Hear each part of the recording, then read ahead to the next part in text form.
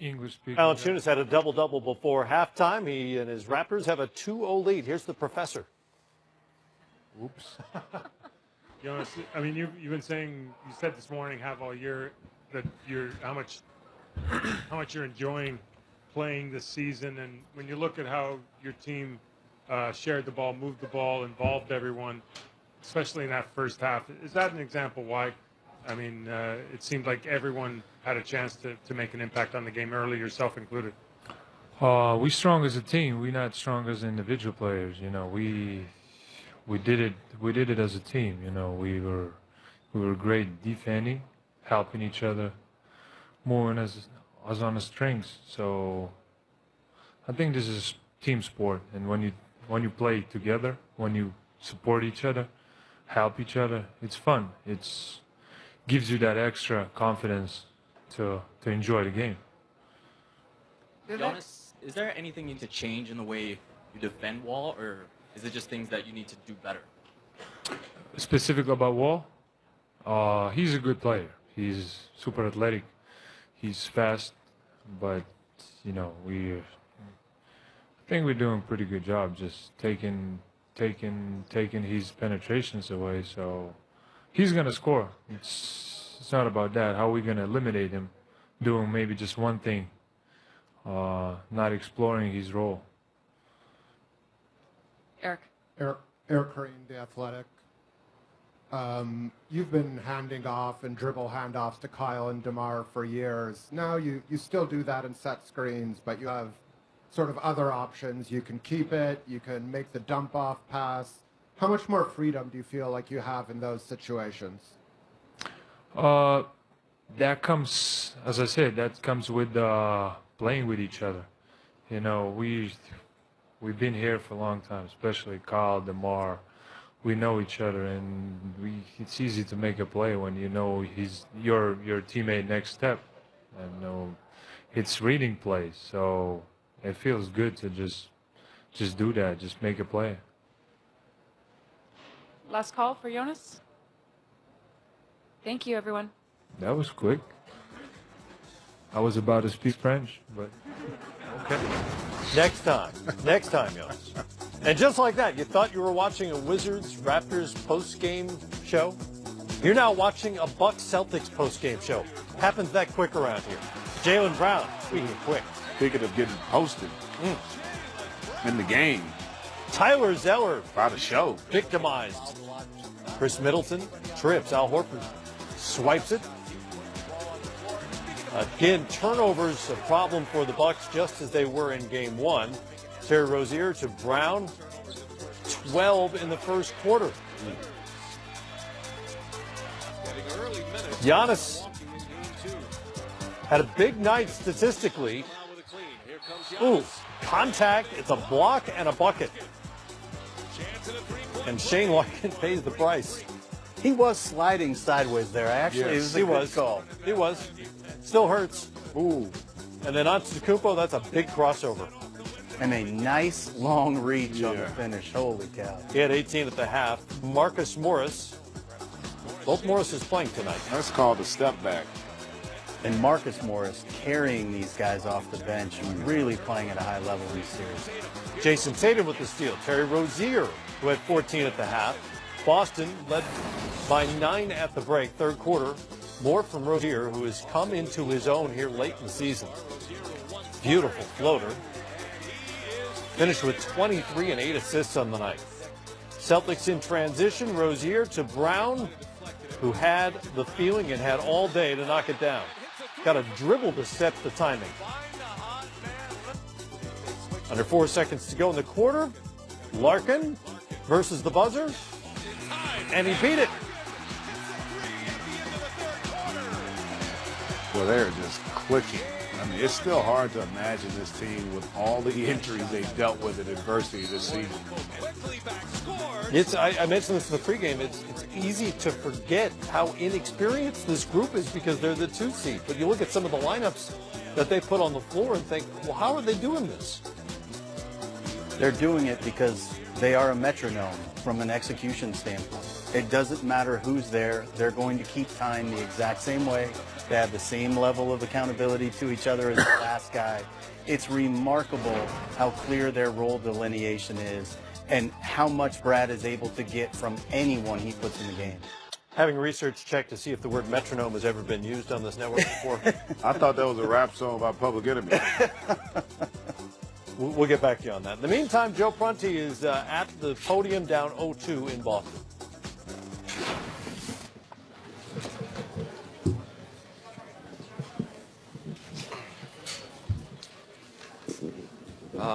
Excuse me.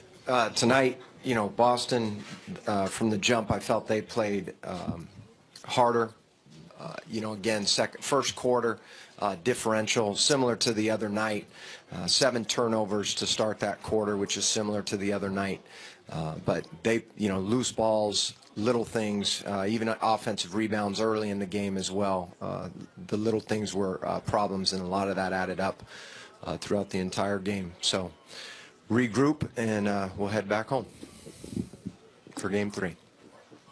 Coach, just a lot of the same problems as Game 1, as you mentioned, and a lot of them have to do with the urgency and intensity level. And obviously, it's something that you guys have talked about for the past couple of days. How hard is it to feel like maybe the message is falling on deaf ears? No, I don't think it's falling on deaf ears. I think what's important is that every guy, what we've talked about is you got to be ready to play. We tried multiple different options today in terms of big lineups, small lineups, different guys that hadn't gotten opportunities. Some guys showed some things, others did not. But in a series, you have to, and in the postseason, you have to be ready to play right when you step on the floor. This isn't a get comfortable, find my rhythm. No, your rhythm has to start before you enter the game. Joe, Nick Friedel, ESPN. Why do you think Jabari continues to struggle so much in this series? Well, there's a lot of things that we'll have to go back and look at on the film. But he's another one of those guys. He's one of those guys that we need to pick up what he needs to do on the floor. He's got to be assertive. But when we say that, a lot of times people will think, oh, that's offensive. He's got to look for his shot. And no, we need everybody to be out there to guard, to defend, keep the ball in front of him, in front of them. We have to be able to fight through screens. Can't get confused on screens, like one guy cut back door, one guy miss him, freeze, then the guy comes up for a wide open 3. So, Jabari is one of those guys, but all our guys have to be ready to go out and defend and play at a higher level than we did tonight. Coach Bob Schron, the Citizen over here. How you doing? Was it their defensive intensity? I know you talked a lot about 50-50 balls, but was it that, and were they doing anything different against Chris tonight? Actually, I would say, we shot a good percentage. Again, the 7 turnovers to start the game set a bad tone. Go down 11 to start the game, end up with only 15. But they end up with 13 more shots than us. And a lot of it is, again, there's plays in the first quarter where and throughout the game, where they're diving on the floor. And it's all the way through. We've got to get that all the way through. There's no wiggle room here. We need to come out with more of a sense of urgency right from the beginning of the game and impose our will on the game. Coach Steve Bulpett, Boston Herald. Is there anything that Jaylen Brown's been doing specifically, or is it just more that he's finding the openings in their that are created? Well, there's a lot of they're putting him in. He's playing hard, hustling, coming off of screens. He's cutting hard. In particular, one of the plays that, like I just mentioned, he's the guy cutting back door that sets up a shot for another guy. But they've got a lot of guys playing well right now, and we've got a few, and we're going to have to respond and play a heck of a lot better. But you go up and down their list, they got multiple guys in double figures. Again, shot the 3 ball well, 40+%, and we're going to have to defend that better. He was one of the guys, obviously, that shot quite a few and made quite a few. So give them credit, but we have to play better. Joe, Mike Petralia, CLNS Media. Do you get the sense at all that Giannis is taking too much on his shoulders, or he's being asked to do too much? Guys are watching him. I think there's possessions, where we as a team will either dribble too much or not get our proper spacing and not move the ball as well as we need to. But there are sets where we actually get him in position where we do want him to try to attack off the dribble, try to, get the defense to collapse, which they're going to do most of the night anyways, and then be able to kick out. I think there were quite a few possessions tonight where we weren't spaced the way we needed to be spaced. And when I say that, utilizing the corners, getting there, and then making sure we stayed there instead of either creeping in towards the basket or moving up out of the corner. I think the biggest thing for us is we want, like I said earlier, we want to be aggressive and assertive with how we play, but we also have to make sure we get to the right spots on the floor. Overall, I thought he played a good game, but as a team, we and he need to be a lot better. Coach, Taylor Snow, Celtics.com. Boston just turned the ball over a handful of times all game. How much did their ability to take care of the ball factor into the result, and how do you guys be more disruptive on the defensive end moving forward? Well, so that's, the more shot attempts that we alluded to earlier, that's a big reason. We have 15, they have 5. We've got to do a better job. That's one of the things we do well. We disrupt teams' offenses with our length, whether it's steals, deflections. The other night we had a lot of those balls where we had tipped and didn't come up with them, but that's part of what we do. And we've, like I said, we have to be sharper. We have to take on individual challenges and guard our guys, but we also have to defend as a team as well. Kane Pittman, pick and roll. Joe, Chris obviously came off a great game in game 1, and he finished off well in the second half here, but he didn't get his first shot up until 6:17 to go in the first half. Mm-hmm. Is that something that you were actively aware of at the time and trying to get him a look, and what was the cause of that? Yeah, for our team, at the end of the day, I think Chris and Jonas played very well, shot the ball well. We shot 60% from the field. I think the biggest thing that we know Chris is going to find his shots throughout the game because he's a versatile player. There are sets that we will call for him, and we'll get him, he'll get his shots and get his looks. And we do want to make sure that early in the game he is getting quality looks. That having been said, I don't think our offense was necessarily a huge problem. At times, we've got to move, as we alluded to, we have to move the ball better. We have to make sure that we're trusting our teammates and not playing in a crowd. We've talked about that. It's the other end of the floor where, like I said at the beginning, offensive rebounds, which weren't as big of a problem in terms of numbers, but 20 second chance points. Like I said, I think our defense has to get a lot better. Not saying that our offense doesn't, but our defense has to get a lot better. Malcolm Brogdon didn't play in the fourth quarter at all. Just what goes into that decision, and how can you, and kind of, since it's the last question, what did you think of Shabazz Muhammad's play tonight? Yeah, that's what I would say is Shabazz had a good stretch early. He's earning the right to be out there. I think in the second half, I would say he wasn't as good as he was, but overall I liked what I saw from him. Sterling, I thought, came in and did a really nice job for us while he was out on the floor. There were a few mistakes, things that we can address, and we will as a team.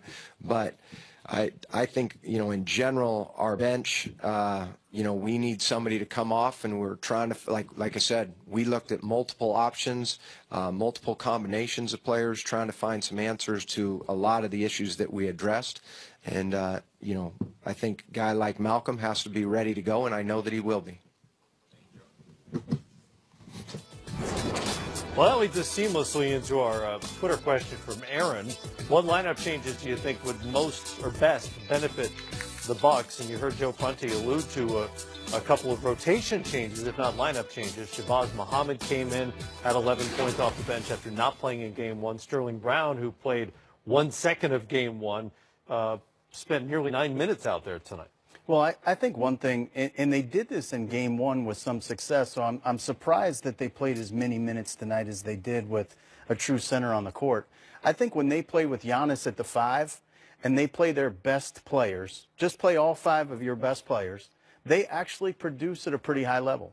And this is not a series where Giannis can't stay out there for an extended period of time. There's really nobody that Boston wants to throw the ball to, with the possible exception of Horford. And they made a point of going to Horford. Al tried to be physical with Giannis, but they were still able to get stops, get out and run in transition. I think you'll see them do that some because their traditional bigs are probably the weak spot of their roster, along with the lack of playmaking and shooting that they have on the wing. Yeah, I don't look at it from a lineup standpoint. Just again, I go back to the mentality and the style. You know, they have to make Boston's defense work. And that's the thing. Like, defensively, Boston's so good that if you allow them to load to the basketball, you're going to struggle. Great players are going to struggle at times against them if there's not enough ball movement, body movement, and great spacing. And Milwaukee's really just, they're not a good passing team. And by passing, I don't mean that they can't get assists, but they don't move the ball to the point where it affects your defense, where it shifts your defense. It's like a pass, I try to get a shot, I can't get one, then I pass it. Right.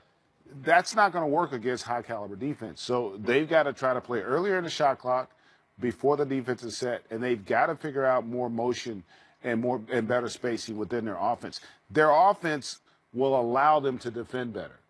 You know, when you get good floor balance and you get good ball movement and you put pressure on the defense, that helps your defensive transition, you know, and your shot selection. They're not doing enough of that against a really well-coached Boston team that takes advantages of mistakes really as well as anybody in the league. Now, Boston has converted Bucks turnovers into 48 points through 2 games. That number's got to come down for them to have any chance. Here's Brad Stevens after the Celtics when they're up 2-0.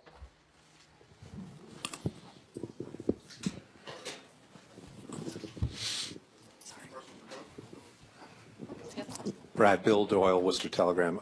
I asked you about Greg Monroe before the game. Just what did you think about the way he played tonight as opposed to game 1? Yeah, I thought he was good. He missed film yesterday because he was sick, so I don't know if that was part of the reason why he struggled in game 1, but I thought he was really good today. Very active, very aggressive, played through him on offense. And then I thought defensively he got his hands on some balls, had a couple of blocks. Like he was very, very, alert what they were running. He was good. He was, I think, listed as questionable going into today, but he went through shoot around this morning, felt a lot better today, so we changed it to active. Coach Taylor Snow, Celtics.com. The team had just 3 turnovers after 3 quarters, and Terry, this is his second straight game with 0 turnovers. What do you think was the key to the team's ability to take care of the ball? And then with Terry, why do you think he's been so strong in that area? We tried to talk about hitting singles a little bit better than we did the other day. I thought we tried to attack their set defense and their length without the ball getting to the other side of the court, and it's really hard to do that. It's really hard to get into the paint when they're set like that. So we tried to get to the other side of the court simply, and then once we did, I thought we did a good job attacking. A lot of guys did a lot of good things. Everybody was very secure with the ball today, though.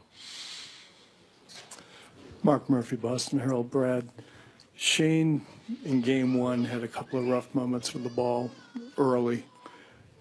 Certainly turned it around tonight. Just how much did he swing things? He was very good. He's been great defensively 2 straight games now. And then offensively, I thought he found his rhythm. He attacked, beat people off the dribble on a number of occasions, made plays for himself and others, and, played really aggressively. The shot at the end of the third was a big play from the standpoint of you go from 12 to 15, you get to start with the ball in the fourth. It's a huge, huge difference. He made a ton of big plays, and defensively he's been great all year, but the last 2 games he's been very good. Brad, Steve Balpett, Boston Herald. You talked about the need for scoring. The past couple of games, Jalen has kind of stepped into that void. Can you just discuss his growth as we've seen in these first 2 games, being that kind of person? Well, I think Jalen loves the moment. I think he really appreciates the opportunity, to compete on this stage and at this level. And we've seen him against the better teams in the league all year be able to really raise his level in some of the biggest games. And, I think that, obviously he's gaining more experience by the minute. And, he lived quite a lot last year. And so, he's one of our more experienced guys in some ways in this setting. And he did a great job of, again, picking the right spots to attack tonight.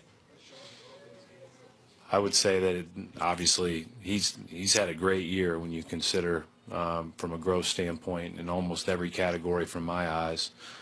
And I thought defensively he was very good tonight. I mean, Middleton's a handful. And when Jalen made it as tough as he could on him, and obviously Middleton ended up with 25, and you know, a lot of times that was against switches and different matchups. But I mean, he's doing a great job on both ends for us. Brad, Jay King, The Athletic.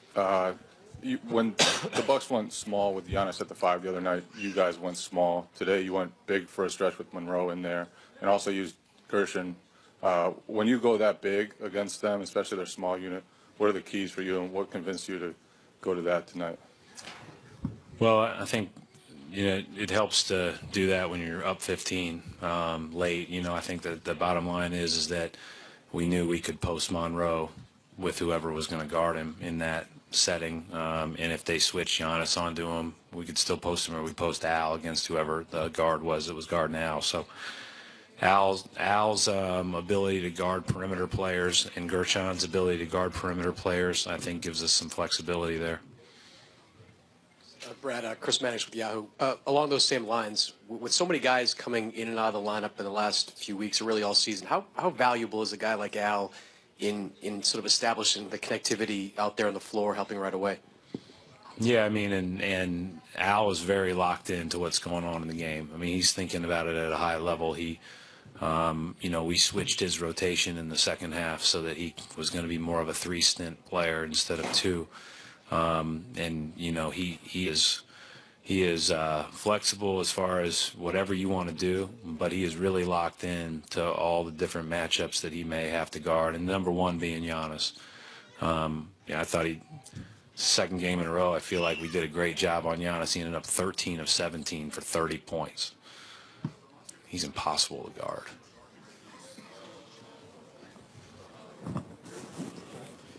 Jared Weiss, The Athletic. Going back to Jalen, he seemed to be kind of pursuing matchups where he was going to go to his move no matter how they tried to guard him. And he was going to a few moves that were maybe even out of character for him, just going to like step backs where he usually would try to attack through. Do you feel like he's right now in this moment really playing with a level of confidence that's even at like a higher level than he has this year? I think he's really, I mean, I think that's been growing as the year's gone on, and he believes in himself, and he should, and we're putting a lot of work to,